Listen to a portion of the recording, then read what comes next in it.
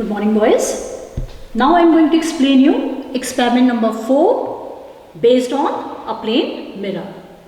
The aim of the experiment is to verify the laws of reflection by using a plane mirror.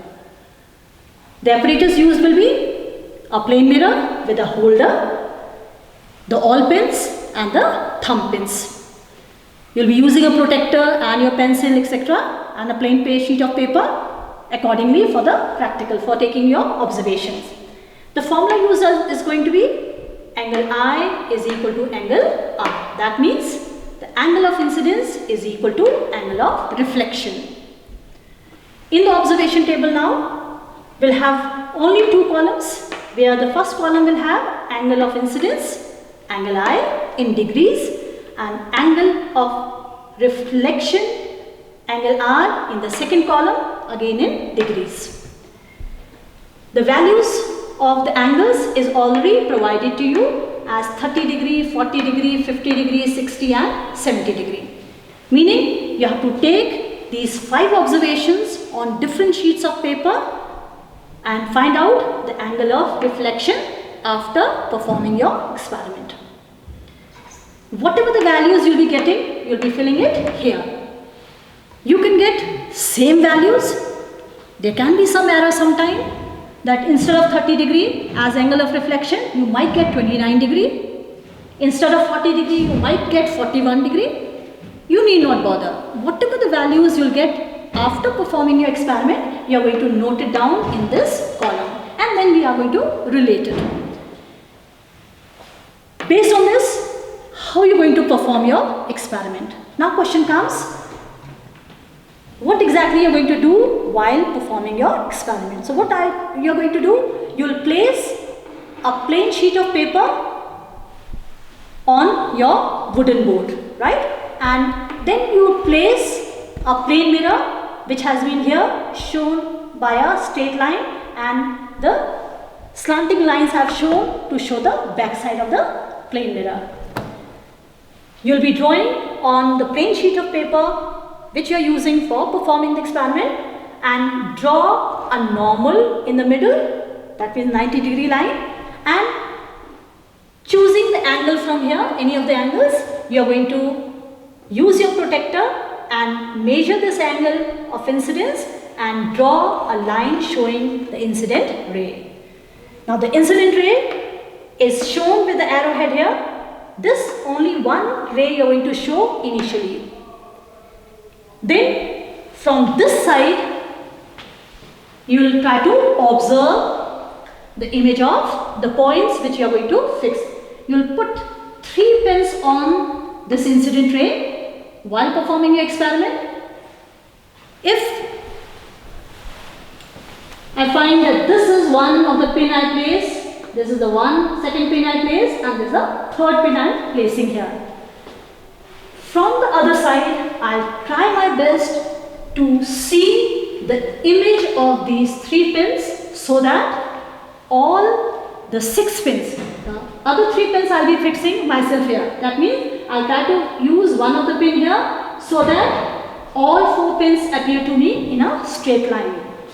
Another 1 pin I'll be placing, which again appears in a straight line. Then another pin. That means I'll be fixing 3 other pins on the other side so that the image of these 3 pins and these 3 pins what I have placed, all 6 pins appear to me in a straight line. That means the image will be seen here, right? So all the 6 pins should appear to me in a straight line. Then I'll remove one of the pin and I'll encircle the point. Remove the pin and circle the point, and so on.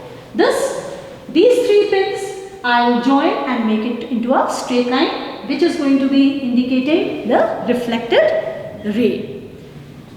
Once you observe the reading, you will find this angle of incidence and angle of reflection will be the same. More or less the values are going to come the same. I'll take another sheet of paper and change the angle of incidence and repeat my experiment. Now I'm telling you how exactly we are going to perform the experiment. I'll take a sheet of paper, blank sheet of paper I'll be using, and on this I'll draw a line making use of a ruler here, right? I'll draw a line and indicating that as a plane mirror. Now this plane mirror I'm using, this plane mirror, and there's a holder here. So this plane mirror, I'll be putting it in the holder and place it on the sheet of paper. Before placing it on the sheet of paper, I have already drawn the ray here, making an angle of 45 degree as angle of incidence. So once this is done, I'll be fixing this sheet with the help of thumb pins on the hardboard what has been given to me, and I'll place this plane mirror on the top of the line which has been shown for representing the plane mirror. They are the all pins used. Now this all pin I am putting on the incident ray, right? One of the pin I am putting, the second pin I will be putting on the ray, and the third pin I am putting on the incident ray. Make sure that the distance between the pins is near about 2 centimeter.